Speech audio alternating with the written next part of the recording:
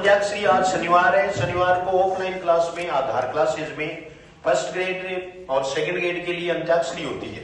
आज का अपना विषय है वो है हिंदी साहित्य का इतिहास और उसमें है आदिकाल। आदिकाल में दो टीम है, बैच ज्यादा बड़ा नहीं है और दो टीम है। तो दोनों टीम है वो जिससे प्रश्न पूछा जाए वो उसका जवाब देंगे, लेकिन बैठे बैठे जवाब नहीं देना है बल्कि आप हाथ ऊपर करेंगे और जिसको मैं कहूं वो प्रश्न का उत्तर देगा।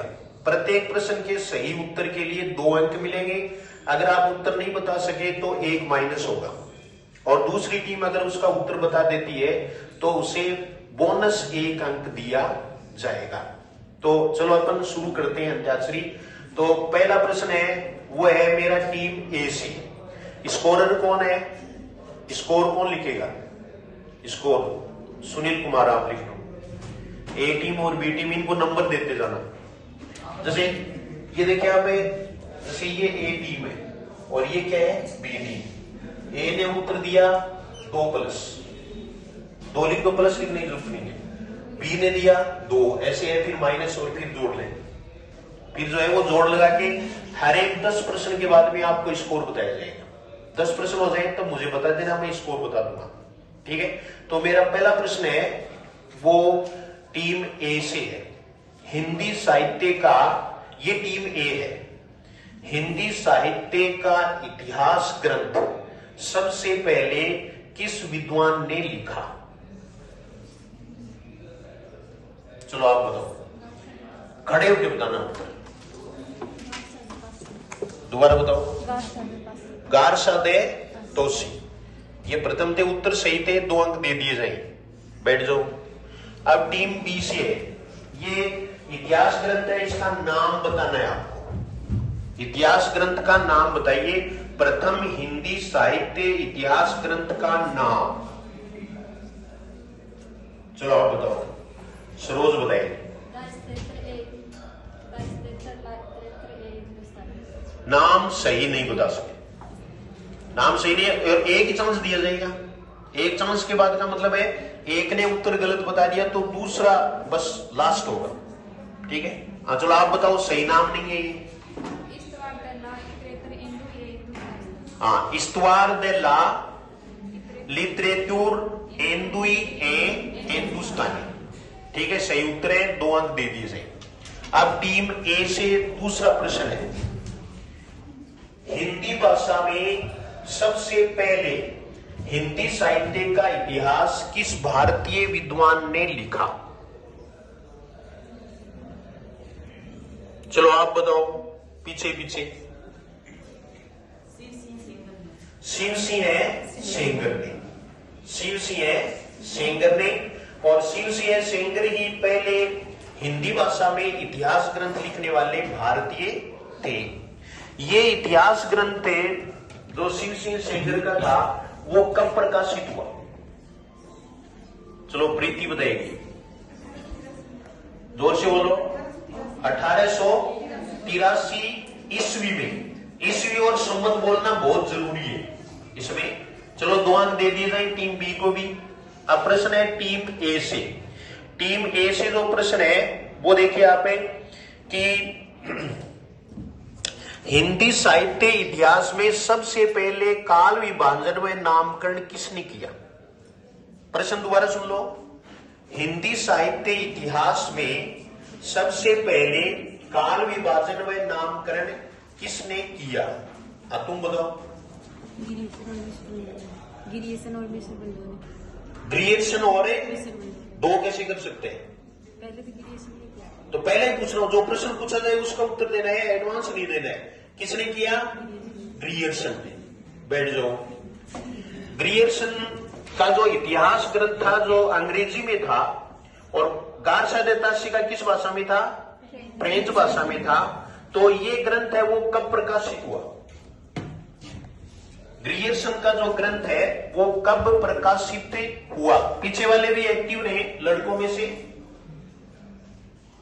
यह ग्रंथ कब प्रकाशित हुआ? चलो इसका उत्तर बता दो इस बार। 1889 ईस्वी में। ये इसमें भी 2 मिलते हैं ना, 1888 और 1889। तो 88 में तो ये विशेषांक कौन सी पत्रिका थी? बंगाल एशियाटिक सोसाइटी पत्रिका के विशेषांक के रूप में प्रकाशित हुआ और उसके बाद में 1889 में ये स्वतंत्र बुक के रूप में प्रकाशित हुआ और इसका नाम the modern vernacular literature of northern Hindustan, ये इसका नाम था। ठीक है, बैठ जाओ। अब प्रश्न है वो टीम ए से है। टीम ए में जो प्रश्न है अब आगे बढ़ते हैं अपन।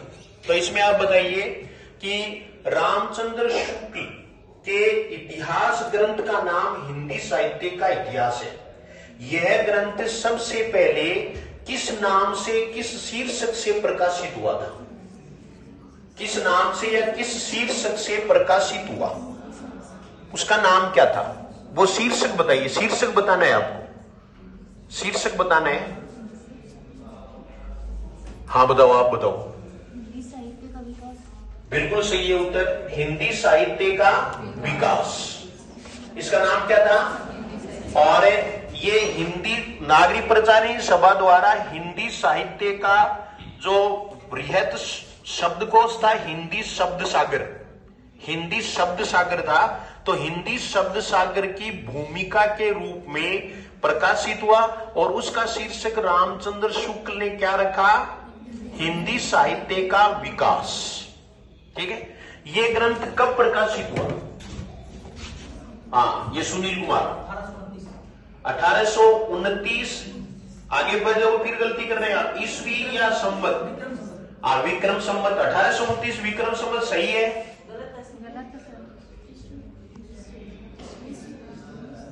ये प्रश्न सही नहीं है। 1829 विक्रम संवत नहीं है, प्रश्न गलत मान लिया जाए, ये प्रश्न गलत मान लिया जाए। और इसमें टीम बी को -1, टीम बी को -1 मिला और ये प्रश्न है वो टीम ए को इसलिए नहीं जा रहा है क्योंकि इसका उत्तर बता दिया गया कि ये 1929 ईस्वी में प्रकाशित हुआ। अब बारी किसकी है? टीम की, ए की बारी है। ठीक है, तो ए वाले एक बुक से प्रश्न बताइए। चलो, इस बुक से पहले भी बहुत सारे प्रश्न है वो आ चुके हैं और इस बुक से आप प्रश्न है वो बताएं। और ये देखो, सरहपा को हिंदी का प्रथम कवि किसने माना? सरहपा को हिंदी का प्रथम कवि किसने माना? कुछ है वो भाग नहीं ले रहे हैं, भाग लेना है आपको एक एक विद्यार्थी ने। आप बताओ। राहुल सांकृत्यायन ने, राहुल सांकृत्यायन ने। चलो, उत्तर सही है, 2 नंबर दे दिए जाए, राहुल सांकृत्यायन। दूसरा प्रश्न है वो टीम बी से है। टीम बी है वो बताएगी कि आदिकाल की रूढ़ियों, परंपराओं और प्रवृत्तियों को समझने में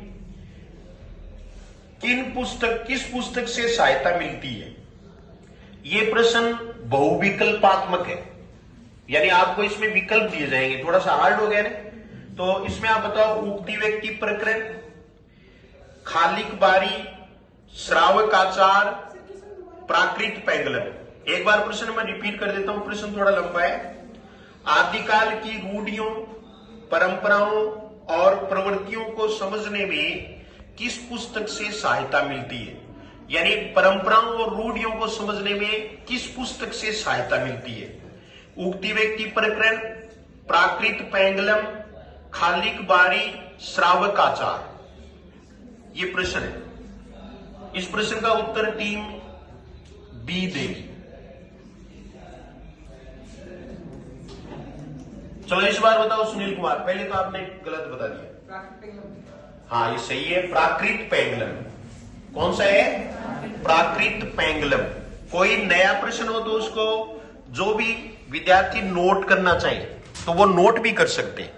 कोई मान लीजिए नया प्रश्न हो तो नया प्रश्न है उसको आपको और नोट कर लेना है थोड़ा बहुत, जैसे आपकी इंडिकेशन से पूरा बाद में लिखना है, इतना टाइम नहीं है, बीच में इतना कर सकेंगे। चलो, इसी किताब से एक प्रश्न हो रहे हैं और ये टीम ए के लिए है।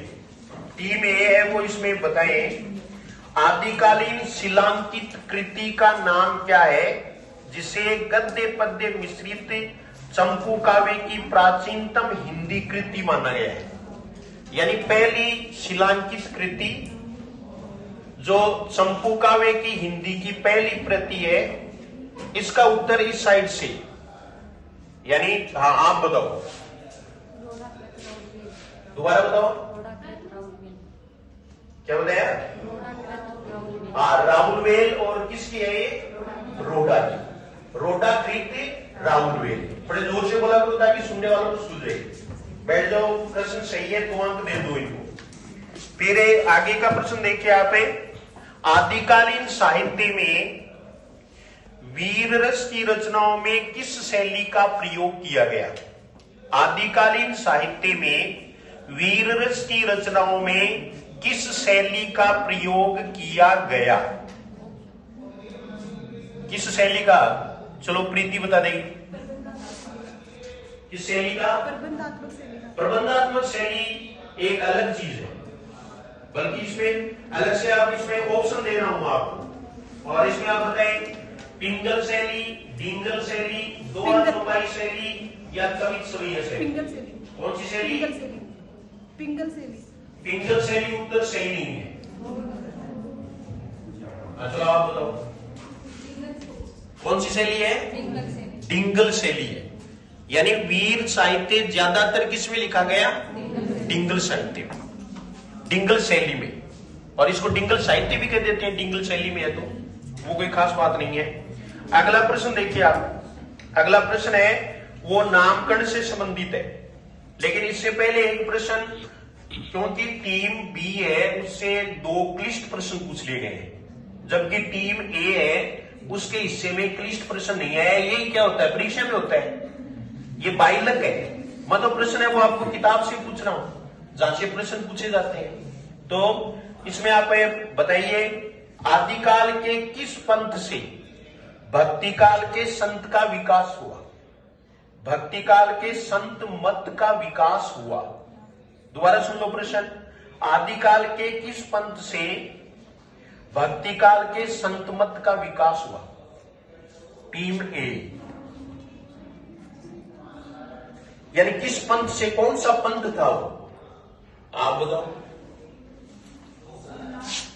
कौन सा पंथ था? नाथ पंथ उत्तर सही है। नाथ पंथ से विकास हुआ, ये सही है। अब इसमें अगला प्रश्न है वो टीम बी के लिए, दामोदर शर्मा द्वारा लिखित उक्ति व्यक्ति प्रकरण किस प्रकार का ग्रंथ है? आप पीछे क्या होता है? व्याकरण ग्रंथ। हाँ व्याकरण से संबंधित है। क्या नाम आपका? लीला जी। लीला जी। लीला जी। लीला जी। ये नाम संस्कृत नहीं है। लीला जी। लीला जी नाम है, नाम ही है मतलब लीला जी। कहाँ से हो? गुजरात से, जालोर से। जालोर से, गुजरात के बॉर्डर से हो। चलो बहुत अच्छी बात है, इस पर तालियां होनी चाहिए। पढ़ रहे हैं आधार क्लासेज में, पहली बात। दूसरी बात है प्रश्न का उत्तर, उस प्रश्न का उत्तर दिया है तो थोड़ा क्लिष्ट था, इसलिए आपको बहुत बहुत धन्यवाद। बैठ जाइए। हाँ आपके सिलेक्शन की संभावना बन चुकी है, ये भी दूसरी बात है। फिर अगला प्रश्न बताएं, 10वीं से 14वीं शताब्दी का काल, ये बारी किसकी है? टीम ए की, जिसे हिंदी का आदिकाल कहते हैं, भाषा की दृष्टि से अपभ्रंश का ही बढ़ाव है। यह कथन किस लेखक का है? दोबारा सुन लो, 10वीं से 14वीं शताब्दी का काल, जिसे हिंदी का आदिकाल कहते हैं, भाषा की दृष्टि से अपभ्रंश का ही बढ़ाव है। यह कथन किसका है? किस विद्वान का यह कथन है? एक ही हाथ ऊपर हो रहा है, सारे हाथ ऊपर होने चाहिए। आपके पास वाली लड़की, हाँ बताओ। हजारी प्रसाद द्विवेदी, सही है उत्तर, हजारी प्रसाद द्विवेदी। फिर अगला प्रश्न देखो, जैन साहित्य की रास परंपरा के प्रथम ग्रंथ भरतेश्वर बाहुबली रास का रचनाकार कौन है? दोबारा सुन लो प्रश्न। जैन साहित्य की रास परंपरा के प्रथम ग्रंथ भरतेश्वर बाहुबली रास का रचनाकार कौन है? चलो ये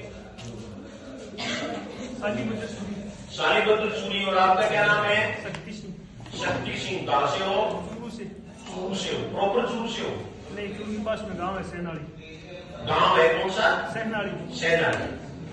चलो बैठ जाओ। अच्छा उत्तर आपका सही उत्तर है और 2 अंक इस टीम को भी दे दिए जाए। फिर इसमें बताएंगे आप। बारी है टीम ए की। हजारी प्रसाद द्विवेदी ने गाथा को किस भाषा का मुख्य छंद माना? दोबारा सुनो प्रश्न। हजारी प्रसाद द्विवेदी ने गाथा को किस भाषा का मुख्य छंद माना? चलो आप बताओ, नाम भी बता दो। दीपा नाम है। कहां से हो? आदर्श नगर बगड़ से। चलो तो दीपा बताओ, इसका उत्तर बताओ आप। अपभ्रंश से। ये उत्तर ठीक नहीं है। कोई दूसरा बताओ। आपको बैठ जाइए, ज्यादा टाइम नहीं मिलेगा। 3 गिरूंगा मैं। 1 2 3। आपकी बारी गई। -1 कर दिया जाए टीम ए को। अब टीम बी के लिए बोनस का चांस है। दोबारा प्रश्न सुन लो। आचार्य हजारी प्रसाद द्विवेदी ने गाथा को किस भाषा का मुख्य छंद माना है? किस भाषा का? चलो बताओ। सरोज बताएगी। प्राकृत उत्तर सही है। उत्तर है वो सही। ये +1 अंक है वो इनको दे दिया जाए। फिर ये प्रश्न आएगा टीम बी की बारी है, क्योंकि ये तो बोनस अंक था। तो आप बताइए, वर्ण रत्नाकर किस प्रकार की कृति है? वर्ण रत्नाकर किस प्रकार की कृति है, यानी उसका प्रकार क्या है? वो गद्य है, पद्य है, चंपू है, नाटक है, क्या है? इसका उत्तर बताइए। लीला जी आप बताओ। प्रश्न काव्य। क्या है? प्रश्न काव्य। क्या बताया? प्रश्न काव्य। कृष्ण काव्य नहीं, प्रकार बताना आपको, किस प्रकार की कृति है। गद्य, पद्य, प्राकृतिक, इनमें से बताओ। गद्य है, पद्य है, चंपू है, व्याकरण वाला है, कौन सा है? यानी गद्य रचना है, पद्य रचना है, व्याकरण की रचना है, चंपू काव्य है। इनमें से आपको बताना है। प्रश्न, वर्ण रत्नाकर किस प्रकार की कृति है? नहीं, आपका उत्तर सही नहीं है। अभी दूसरा कोई उत्तर बताओ। अभी एक हाथ ऊपर कर रहे थे ना, आप बताओ। गद्य रचना। गद्य की रचना है। नाम क्या है आपका? मोहिंदर। महेंद्र। कहां से हो? बुढ़ा से। बुढ़ा से हो आप। चलो आपका उत्तर बिल्कुल सही है। बैठ जाओ दोनों। और ये 2 अंक मिले टीम बी को। फिर प्रश्न है टीम ए से। आदिकाल को चारण काल की संज्ञा देने वाले विद्वान हैं। आदिकाल को चारण काल की संज्ञा देने वाले विद्वान हैं। आप बताओ। क्रिएशन है। क्या नाम है आपका? दीपू है। ऋतु है। कहां से हो? धमोरा से। धमोरा दमदम ही हो करेगी, इसलिए उसका नाम धमोरा है क्या? चलो आपने उत्तर सही बता दिया, 2 अंक मिलेंगे आपको। फिर टीम बी से प्रश्न है। टीम बी बताए, जयमयंक जस चंद्रिका के रचनाकार कौन है? जयमयंक जस चंद्रिका के रचनाकार कौन है? आप बताओ। मधुकर। कौन है? कवि मधुकर। क्या नाम है? प्रमीला। कहां से हो? शेखसर से। शेखसर को नाम क्या है पढ़े हो? जिस गांव में रहते हो उसका इतिहास तो पता होना चाहिए ना, पता ही नहीं है। शेखा ने बसाया, पता नहीं है। चलो ये प्रश्न आपको, ये 2 अंक मिल गए, बैठ जाओ। तो ये एक किताब से लगभग प्रश्न है वो मैंने आपको पूछ लिए हैं। अभी स्कोरर है, वो स्कोर बताए दोनों टीमों का कितना विभेद चल रहा है। स्कोरर खड़े होकर के बताएं। सर 17 अंक तो मिले हैं टीम ए को। टीम ए को, ए वाले को ध्यान में रखेंगे, टीम ए को मिले हैं 17 अंक। हाँ, टीम बी को बता दो। टीम बी को है सर 18 अंक मिले सर। 18 अंक मिले, एक माइनस हो गया तो 19 था, 19 था। इनको एक बोनस मिले। हाँ, एक बोनस मिल गया ना। हाँ, बोनस मिल गया। आपको उसमें बोनस नहीं मिला था। ऑप्शन इसलिए दिए कि वो प्रश्न है वो स्पष्ट नहीं हुआ कि किस प्रकार का ग्रंथ है, जैसे कृष्ण का पे है या नाम का पे है। हाँ, इसलिए अभी देखो आप बराबरी करने का प्रयास करें। चलो आप पहले तो टीम बी के लिए तालियां बजाइए, टीम ए वाली तालियां चलो खुद बजा लेंगे। अभी तो स्कोर ये चल रहा है लेकिन एक ही नंबर का फर्क है, ठीक है। अभी अपने पास देखो, ये तो ये किताब थी, ये किताब, इसके पन्ने देख रहे होंगे आप, काफी पुरानी किताब है, टूट जाएंगे पन्ने, गत्ता चढ़ाया हुआ है, लेकिन आपको भी पता नहीं चल सकता कि कौन सी किताब है। गत्ते इसलिए चढ़ाए जाते हैं, टीचर गत्ता क्यों चढ़ाता है, ताकि स्टूडेंट्स हैं उनको उस किताब का पता नहीं चले, ठीक है नहीं। हाँ, और ये कोई गाइड नहीं है, आपको पता चल रहा है कि गाइड नहीं है, ये बेस किताब है, इसमें से प्रश्न आते हैं। ये देखिए आप, और प्रश्न भी अच्छी है, प्रिंटिंग है वो कितनी अच्छी है, आसानी से आपको को बिल्कुल भी जोर नहीं आ रहा है। कोई भी देखिए आप, पूरा इतिहास है पूरा का पूरा, ठीक है। तो ऑथेंटिक यानी प्रामाणिक पुस्तकें हैं, उनसे ही आपको प्रश्न पूछे जा रहे हैं। हार जीत एक अलग बात है भाई, जैसे ए टीम बी टीम है, इसमें कम है तो इनकी टोपी लगेगी तो इनके ज्यादा पैसे लगेंगे, आपके थोड़े पंक्ति आएंगे, ये भी तो कारण है, ठीक है ना। फिर आप तैयारी करके भी थोड़े कम ही आएंगे, ये देखिए आप। हाँ, अभी मेरे पास एक दूसरी किताब, उससे प्रश्न पूछेगी, ठीक है। और दूसरी किताब की प्रिंटिंग है वो ऐसी नहीं है, लेकिन ये संस्करण बहुत पुराना है और इसमें आप प्रश्न बताएंगे। बारी कौन सी टीम की थी, प्रश्न अब कौन सी टीम बताएगी, ए टीम बताएगी, ए की बारी है। और ए में आप बताओ, मिश्र बंधुओं द्वारा रचित मिश्र बंधु विनोद कितने भागों में विभक्त है, कितने भागों में विभक्त है। चलो आप बताओ। 4 भागों में विभक्त है, बिल्कुल ठीक है। नाम भी बता दो अपना। कल्पना, सपना है, सपना। और कहां से हो, मंडावा से। मंडावा का नाम कैसे पड़ा, नहीं पता, पूछना किसी से बुजुर्ग से कि मंडावा है ना अपने, आप बिना की मंडी रह गए, ताज चौपड़ मंडी रहती होगी इसलिए कहते होंगे। चलो बैठ जाओ, प्रश्न आपका सही है। फिर अगला प्रश्न बताओ।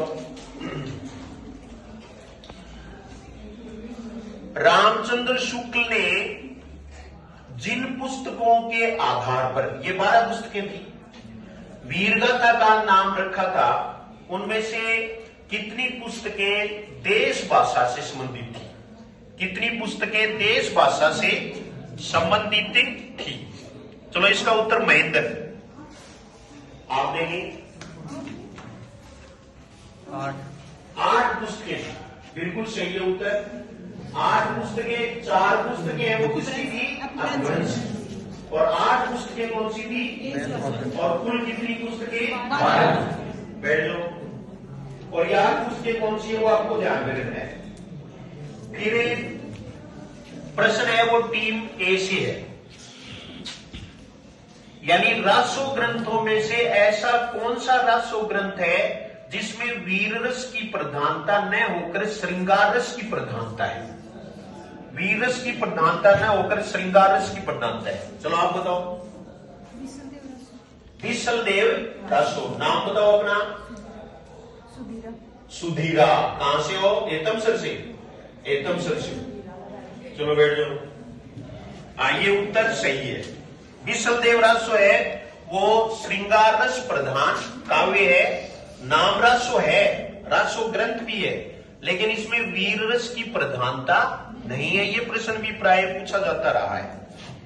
और फिर अगला प्रश्न है वो टीम बी से है। वीरगाथा काल की समय सीमा रामचंद्र शुक्ल ने कितनी मानी? आप सम्मत में बताएंगे। सम्मत में बताओ, तुम बताओ।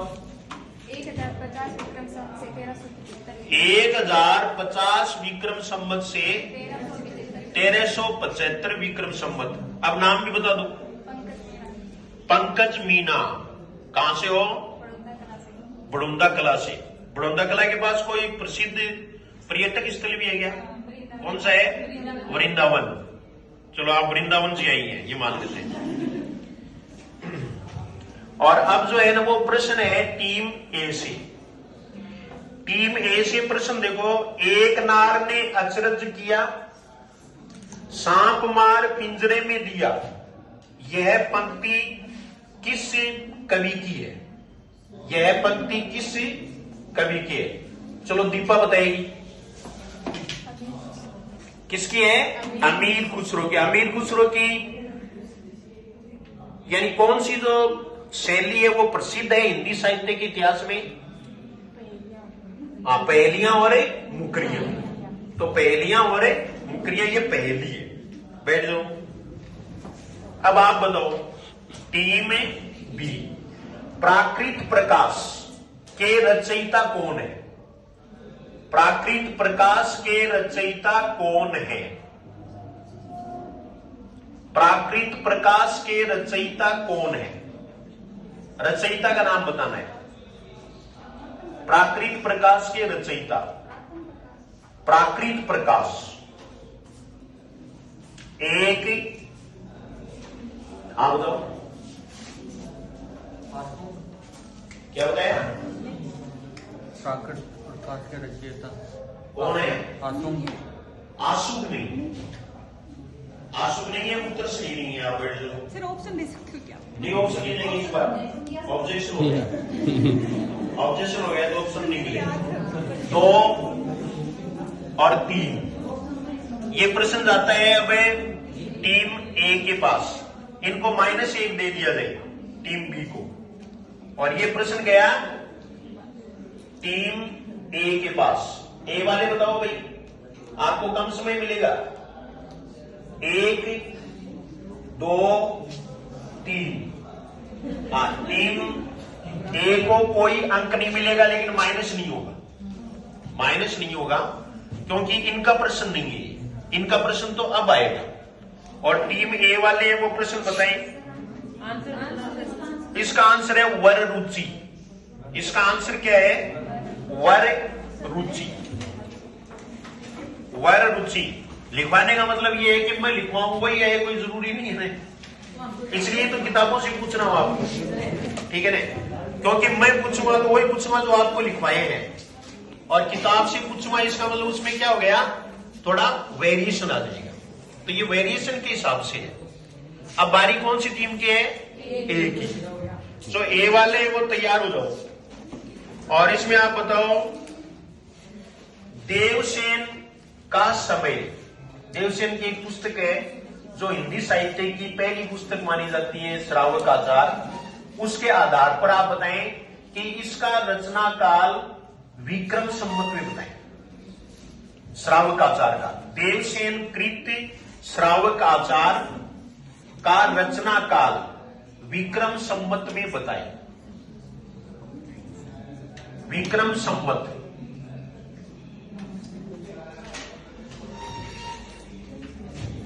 विक्रम संवत में बताओ। आप बताओ। 990 विक्रम संवत। 990 विक्रम संवत बिल्कुल सही है। नाम भी बता दो अपना। चंद्रकला। चंद्रकला। कहां से हो? तारानगर से। तारानगर से हो। चलो अच्छी बात है। प्रश्न का उत्तर बहुत अच्छा बताया और ये सही है। फिर अगला प्रश्न है वो टीम बी से है। टीम बी वाले बताएं।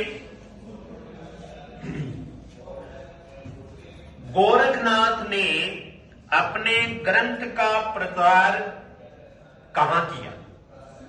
गोरखनाथ ने अपने ग्रंथ का मतलब यहां मत माने आप, अपने मत का या नाथ पंथ का प्रचार किस भाग में कहां किया?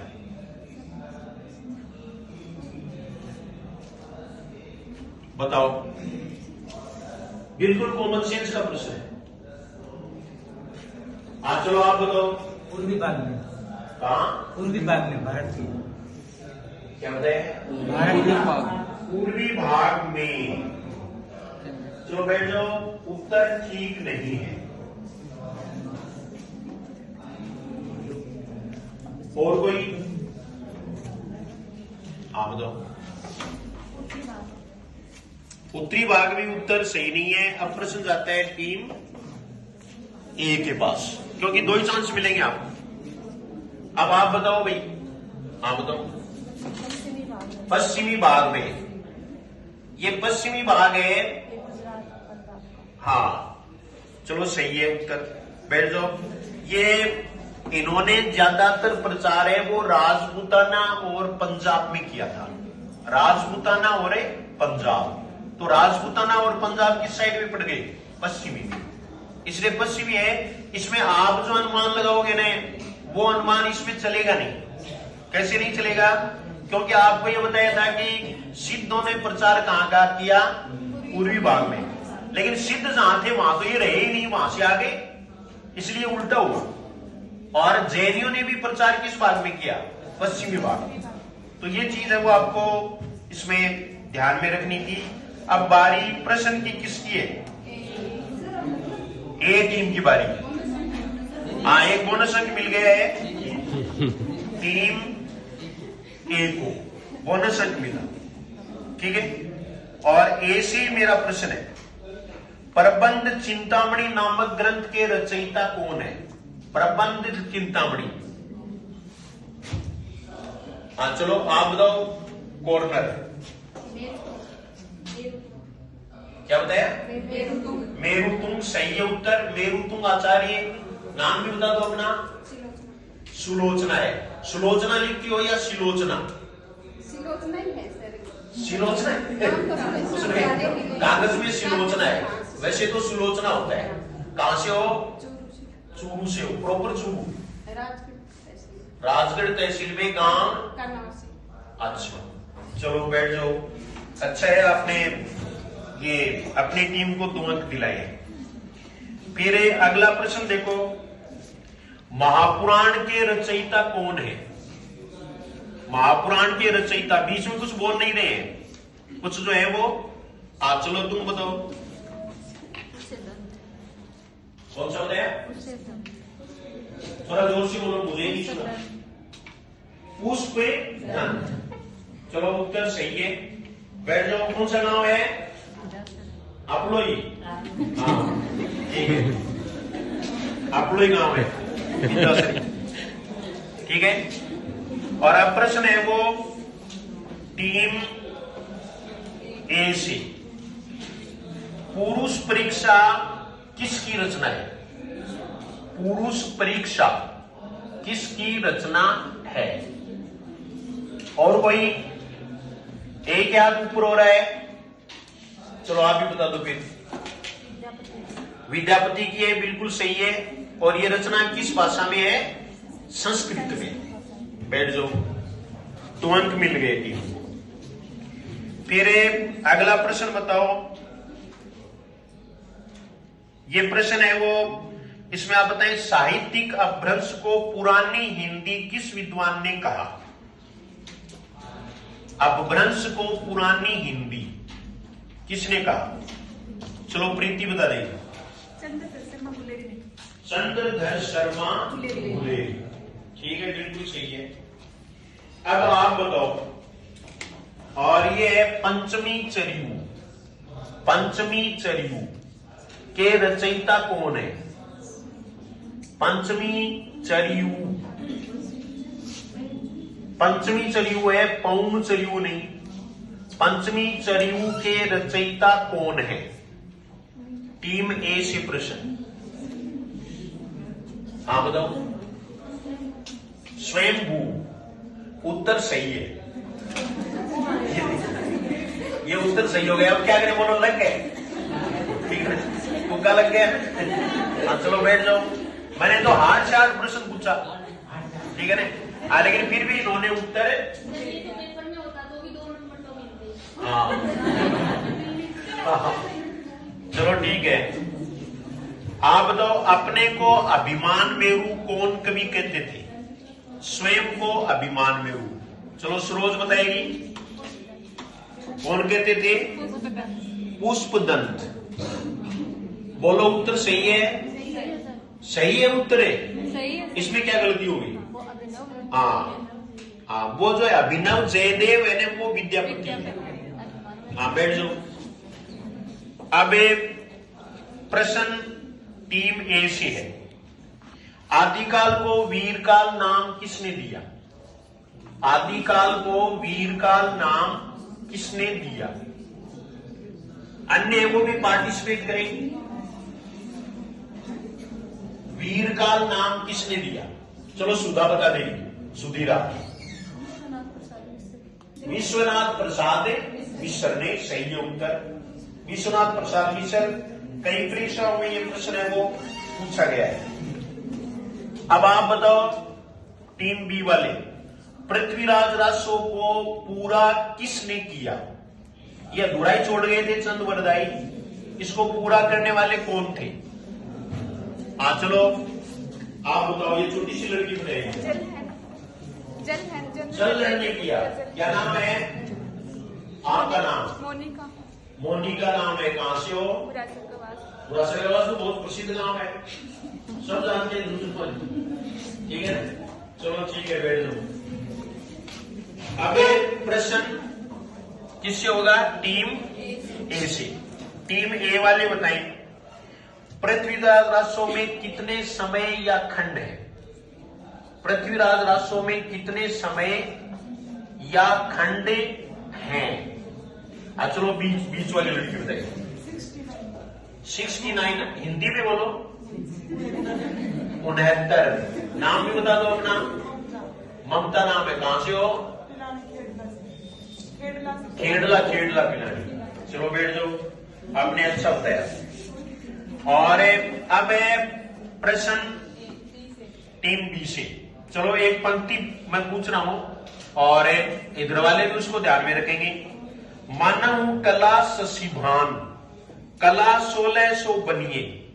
ये पंक्ति किस प्रसिद्ध कवि की है? दोबारा सुन ले प्रश्न।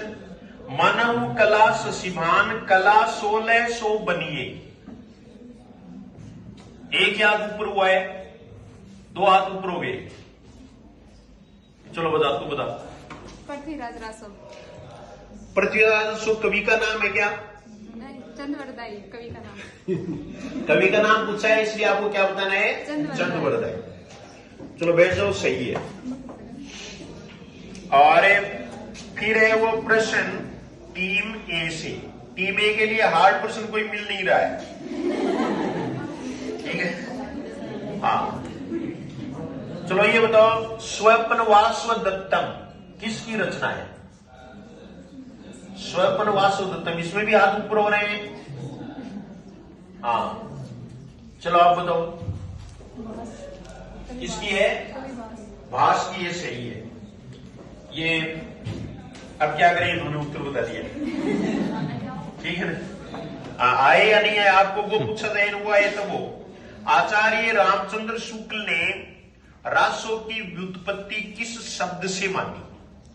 रासो की व्युत्पत्ति रामचंद्र शुक्ल ने, चलो सुनील कुमार बताएगा। रसायन शब्द। किस शब्द से? रसायन। ये रसायन शब्द है, वो किस ग्रंथ में बार बार आया है ऐसा कहा है रामचंद्र शुक्ल ने? इसमें विश्वदेव रासो। चलो उत्तर सही है। चलो अब टीम ए की बारी है। नंद दुलारे वाजपेयी ने रासो की उत्पत्ति किस शब्द से मानी? नंद दुलारे वाजपेयी ने रासो की उत्पत्ति किस ग्रंथ से मानी, किस नाम से मानी, ग्रंथ से नहीं। एक आप बताओ,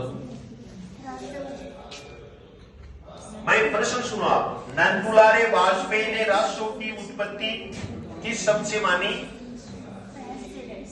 रहस्य से नहीं। एक उत्तर हो गया है आपका, एक चांस हो रहा है बस।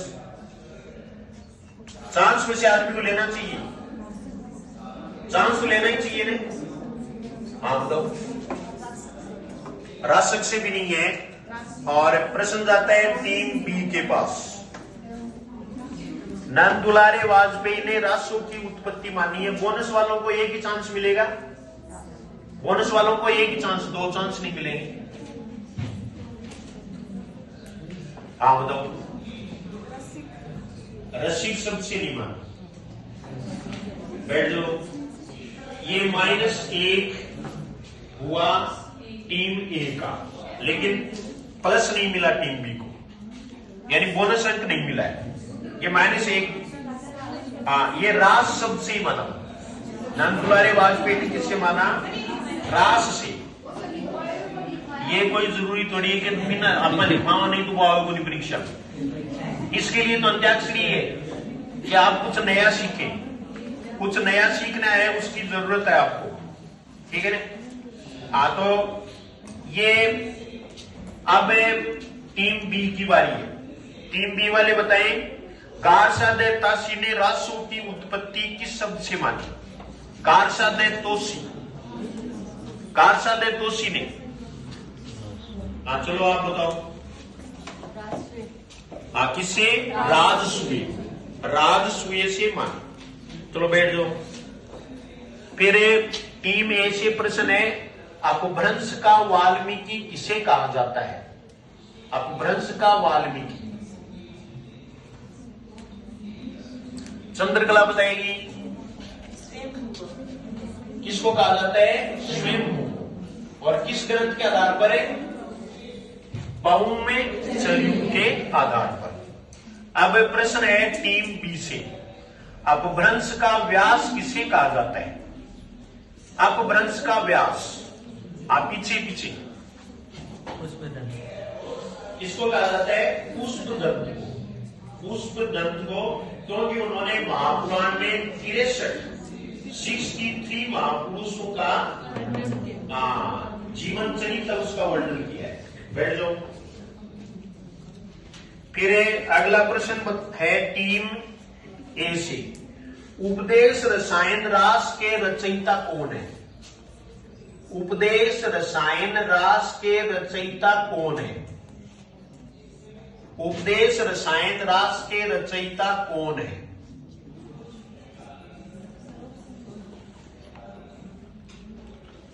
चलो आपको इस बार ऑप्शन देते हैं, इनको भी एक बार ऑप्शन दिया था। जिनधर्म सूरी, जिन दत्त सूरी, विजय सेन सूरी, पुष्पदत्त। 1 2 3। जिनधर्म सूरी भी गलत है।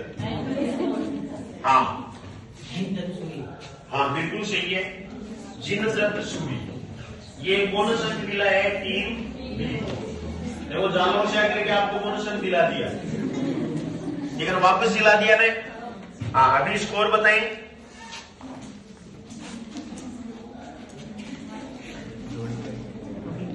स्कोर बताओ सर। 22 अंक है टीम ए को। टीम ए को, इसके बाद 17 के बाद 18 के बाद। हाँ सर। हाँ, ये 22 अंक है। ए को है, चलो ठीक है। और टीम बी को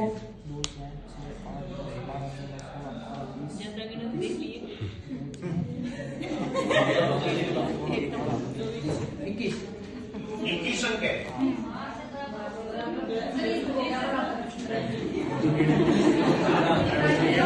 भाई स्कोरर का माना जाएगा सर। स्कोरर आपका ही है।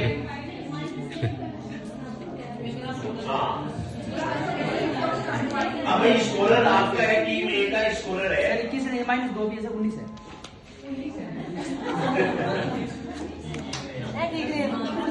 चलो यही मान लेते हैं। और इसके साथ ही अंत्याक्षरी है वो एक बार पूरी करते हैं। आपकी अंत्याक्षरी पूरी हुई, इन प्रश्नों को बार बार देखना है। अभी मैं मौखिक प्रश्न और पूछूंगा, लेकिन अभी मैं आपको रिजल्ट बता दूं कि दोनों ही टीमों ने कितने कितने अंक प्राप्त किए, 39 और 39। दोनों टीमें बराबर रही, इसलिए सारे आज सब मिल करके मुझे खिलाओगे तो बराबर रहोगे तो, ठीक है। चलो ये अपना अंत्याक्षरी का कार्यक्रम था, हर शनिवार को होता है और हर शनिवार को आप इसमें भाग ले सकते हैं। भविष्य में आप घर बैठे भी भाग ले सकेंगे अंत्याक्षरी में। तो वो उसके माध्यम से, YouTube के माध्यम से। तो ये अंत्याक्षरी में आपको कुछ तो फायदा हुआ होगा, कुछ प्रश्नों का है वो रिवीजन हुआ है। आज का अपना आदिकाल जो था, लेकिन आदिकाल के अभी सारे प्रश्न पूरे नहीं हुए।